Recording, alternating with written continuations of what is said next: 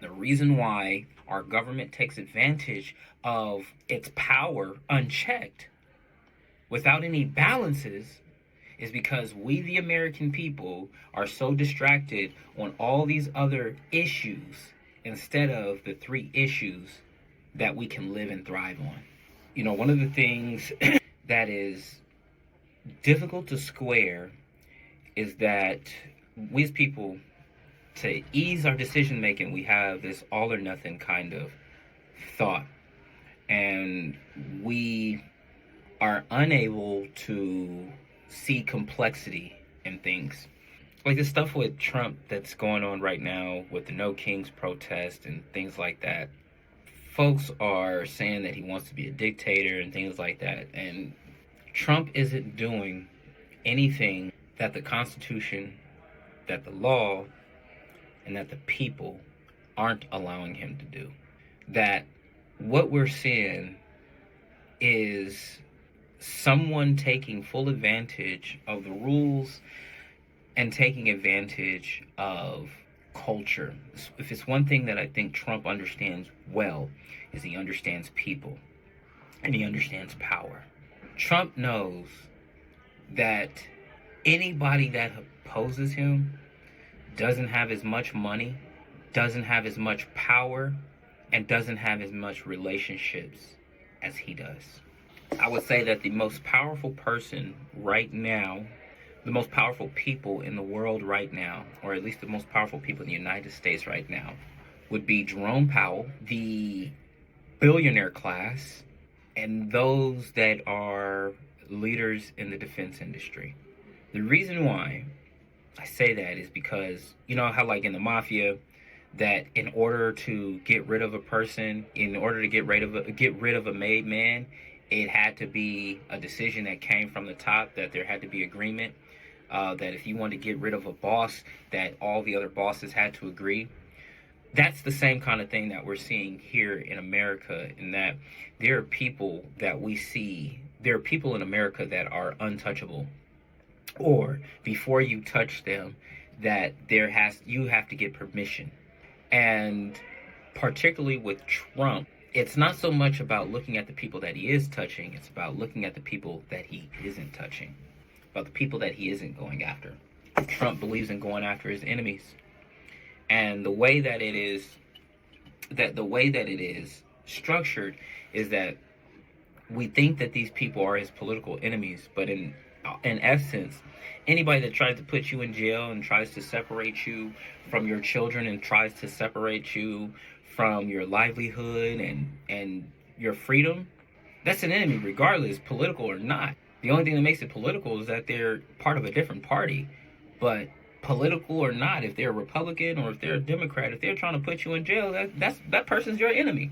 It is easy to get caught up in the political theater of America and forget that these are real people's lives. Like right now, we got this whole shutdown that's going on, and Democrats and Republicans are to blame.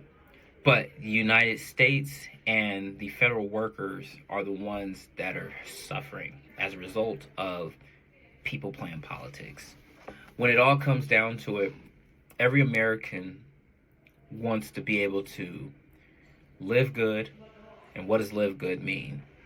For some, it might be being able to buy a car and not have to work 2 or 3 jobs in order to do that. For others, it might be able to buy a house and not have to work 2 or 3 jobs to do it.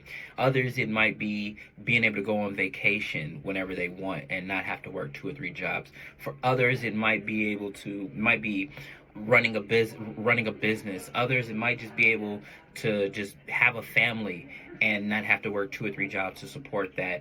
In America, what it comes down to is understanding what's actually important to you and identifying what are the impediments to making that happen.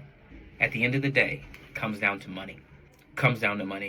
Every decision that we make is a financial decision. Point blank, period. And when we do not keep finances and economics at the forefront, we get distracted by all this other political stuff. It's very interesting that we can talk politics, but the moment that Trump gave $20 billion to Argentina, everybody understood Oh, well, you got $20 billion for a foreign country, but you don't have it for the federal workers. The same argument has been said about much of the aid that we provide to all these other countries, and yet the American people are suffering.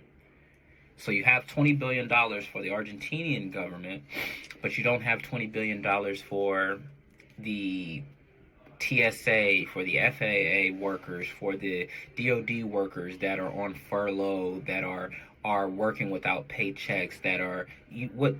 And I was a federal worker at one point in time, and they put us on furlough. And what they would do was, instead of working a 40-hour week, we might work a 32-hour week. What did we do? I'm trying to remember what we did. We were working on a reduced schedule, if I'm not mistaken.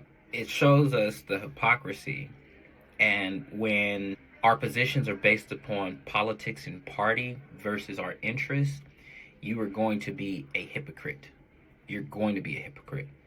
You're going to find yourself making compromises because you're basing your decision on people whose interests can change at any given time, instead of basing it on your own interests that you get to decide when they change. Stop making our decisions based upon party and start making decisions based upon what our interests are.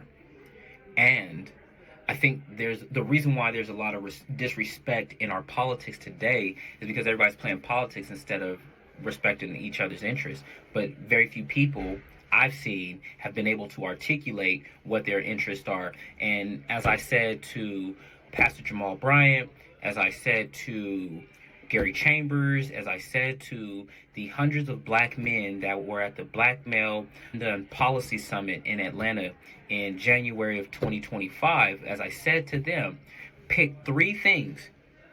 Pick three things. Pick the three things that keep your family fed, your gas in your car, a roof over your head. Pick those three things and fight like hell for those things. There are 1,000 hills that you can die on. There are 1,000 hills. I could be focused on immigration. I could be focused on Israel. I could be focused on Hamas. I could be focused on Palestine. I could be focused on ICE. I could be focused on Africa. I could be focused on all these other things. But if those things do not affect your family, making sure that your family's fed, making sure that your children have a good education, if those things do not affect it, you don't have time for it.